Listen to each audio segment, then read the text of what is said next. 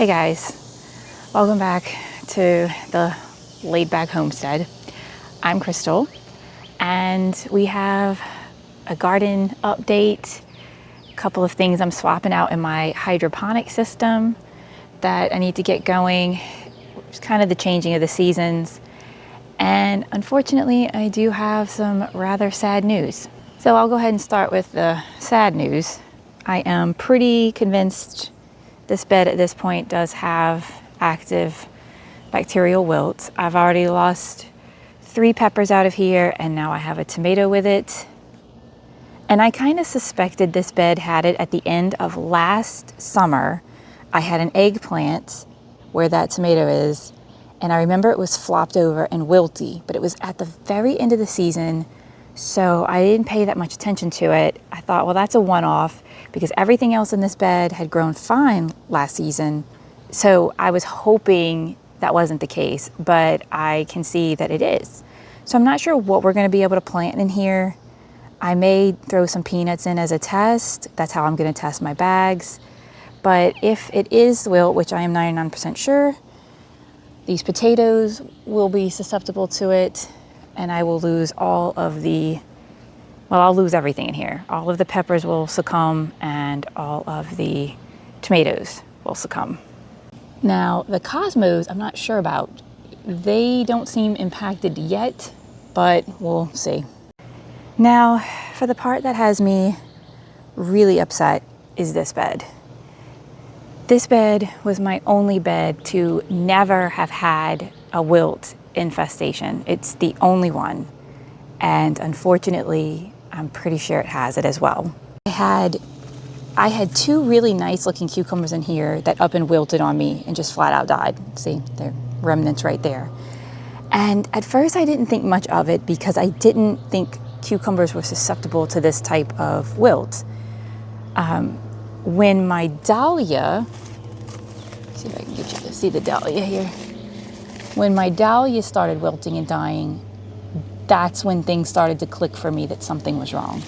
So a quick Google search later, and yes, it turns out that all of those things can be susceptible to the wilt. So this bed, unfortunately, is also a ticking time bomb for when I'm going to lose everything. Now I do have some things in here that we're gonna harvest today, some things that are doing well, but it's just really sad overall. It looks like the Brad's Atomic is also petering out back there. The volunteer tromboncino squash is doing its thing. I'm not sure if that's going to be susceptible to the wilt. Normally squash is not, and in the past I have taken a lot of my tainted dirt and put it in grow bags and grew squash in it with no issues, but I'm sure it all comes down to the variety, and I've never actively tested it, so I don't know. I've read that you can grow corn in these beds after dealing with wilt. If you know of anything that you can grow in the wilt, let me know. I believe like alliums and brassicas are all fine. I mean, I grew brassicas in both of these beds last fall and did not have any symptoms or signs. So I'm not sure what's really going on, but if you have any suggestions on what I could do to grow here, or I really can't fix this. It's not gonna go away. So the big picture though is that those 2 beds are really going to have to be swapped out. Now I never was in love with the totes. They are just not that attractive, but they were free. However, it costs a lot of money to take all the dirt out, swap it out, and then you gotta bleach all of your rocks, your fabric, everything has to sit with bleach for so many days, and then there's no guarantee that you won't get cross-contaminated again. I have no idea how these beds got contaminated. I'm very careful. We alcohol any tools that we use, but each bed has its own set of pruners that don't leave the bed, they just sit there. We alcohol our hands or wear gloves when messing with all the plants, which is why it hasn't spread around to the rest of the yard. But I can't really stop squirrels and birds from getting in. So it's the front one, and unfortunately it does have a trellis over it. I'm trying to decide what I want to do here. Do I want to build a separate structure and do drip irrigation with grow bags? Do I want to stick with self-wicking, but a different type of structure? Do I want to just do hydroponics? I'm thinking about maybe just setting up, buying another, Dutch bucket system or two and setting that up and seeing, if I could build something custom for that. So all options are on the table right now. We will see what I decide to do. I'm only going to be growing in this yard for fall, which these beds can stay for fall, and the following spring. I could just take a loss and lose the 2 beds for the following spring, or just do corn. I'm not sure what I want to do yet. I hate the idea of losing space for like 20 growing plants. It's killing me. One of the changes I need to make, well, aside from coming and harvesting all of these MG Leopolds and my poor eggplant, this is a nightmare. These 2 tomatoes are sprawling out of the buckets. I'm over it. They're not really producing at this point for me, and they're blocking my path to get to my main reservoir tote, which I need to fill up. So those are going to come out, and these are going to come out. I'm going to completely reset the DWC. I don't know with what yet, but it's time. Everything's just sprawling, and I can't get around the back to do maintenance on my Dutch buckets. So it's time for them to go. So while my husband is cutting them out of the system, I had started some squash and sunflower seeds to do a complete greenhouse overhaul, because that is a whole story in and of itself. And unfortunately, because I was using really old seeds, my germination rate has not been good. The only ones that came up were my more recent seeds. So I'm going to need to restart those.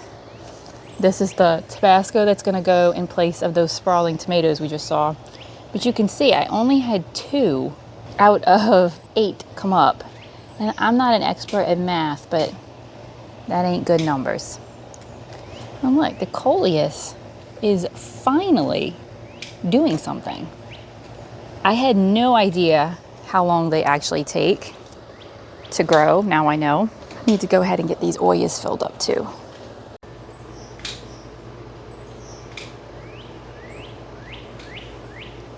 They're just so pretty. So, due to the abysmal germination rate of these seeds, I'm actually going to plant some more. And then I think what I'll do, if these don't come up, I will go ahead and just make an order for new seeds.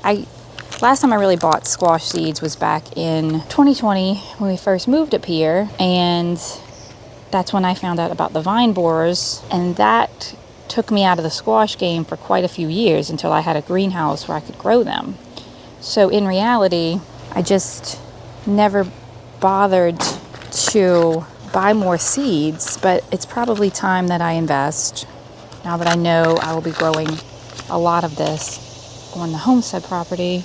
And this is all the same varieties that I had planted out earlier in the last seed starting video. It's just nothing really came up. I'm burying them deeper. I had an issue with them being a little bit too close to the surface. So now we're going to take out our Tabasco and put him in the hydroponic system. My last lonely soul survivor. Now we will rinse off this dirt since he won't need that.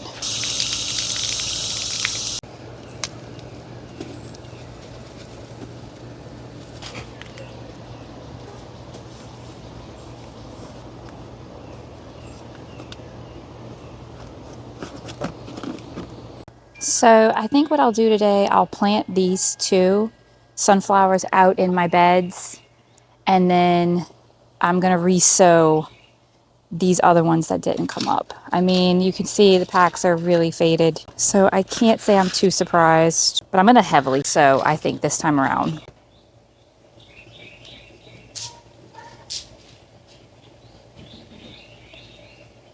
I mean, I'm going in heavy with these. Kind of a last ditch effort.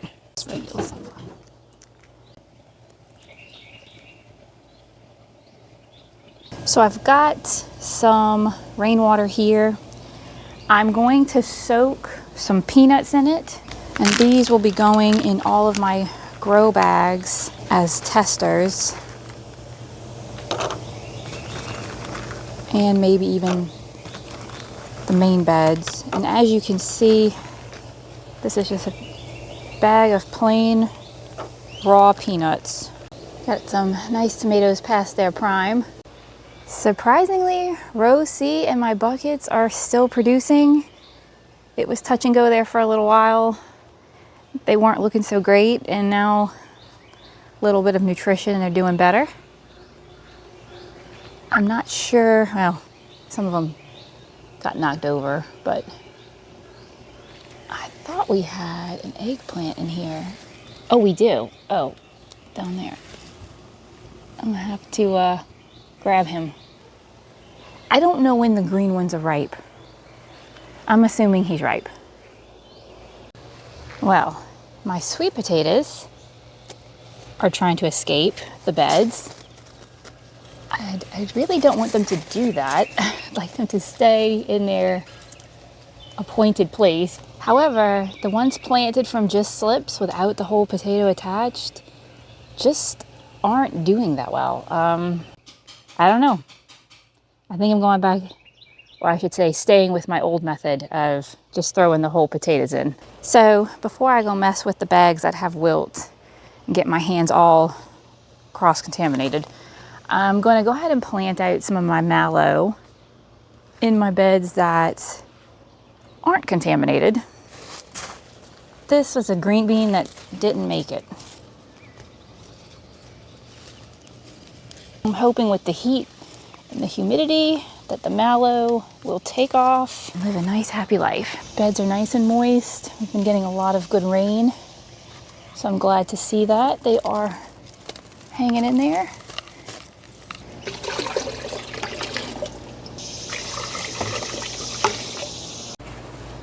Well, my husband just informed me that a lot of our tomatoes along the fence line have been eaten by rats. So isn't that lovely?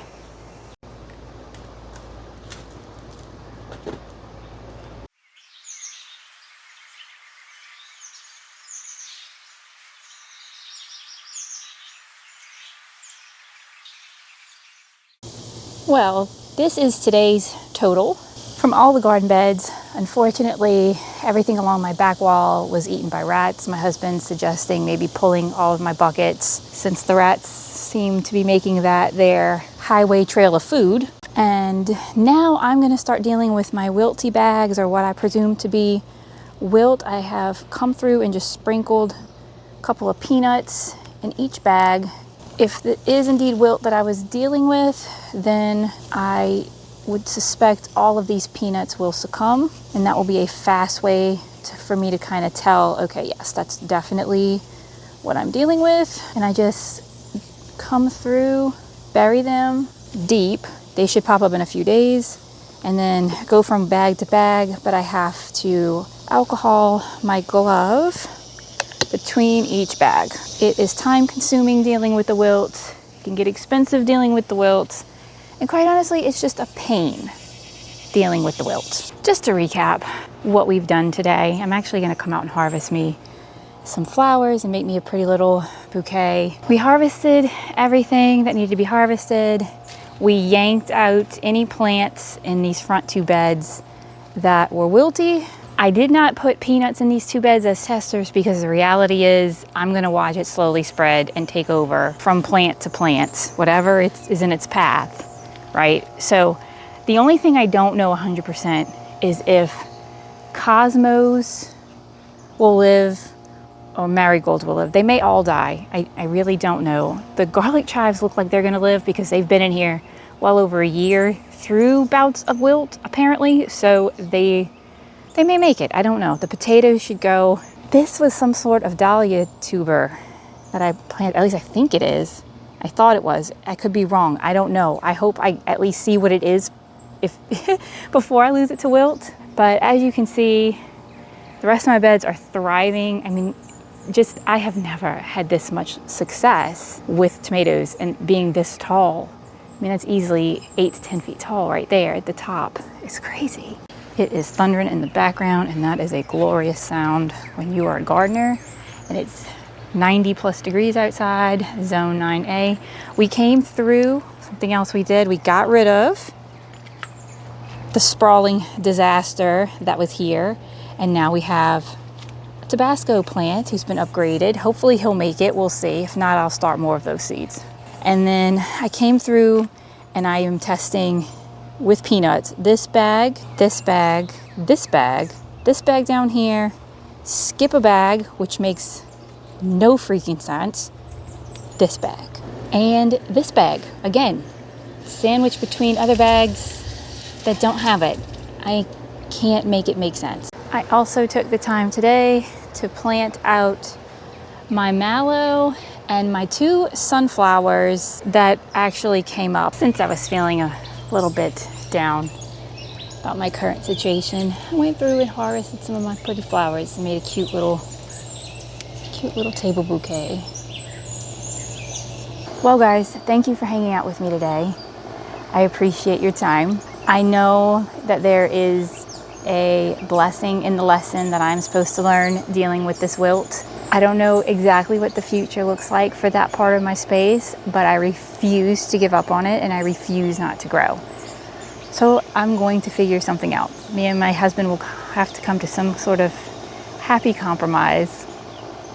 So that should be fun. So look forward to that, because that will be a whole brand new build that I will of course share, because I do know a lot of people deal with this, especially if you grow in the south, the southeast, where it's hot and humid and you have ridiculous summers. I know a lot of people in local gardening groups that deal with this. So there has to be a solution somewhere, and I'm not going to stop until I figure it out. So if you enjoy gardening content, homesteading content, and some cooking content, I encourage you to subscribe. I have a lot more coming up in the future, and I plan on documenting all of it because it seems like this is the journey that I am just meant to be on. Until next time, stay blessed.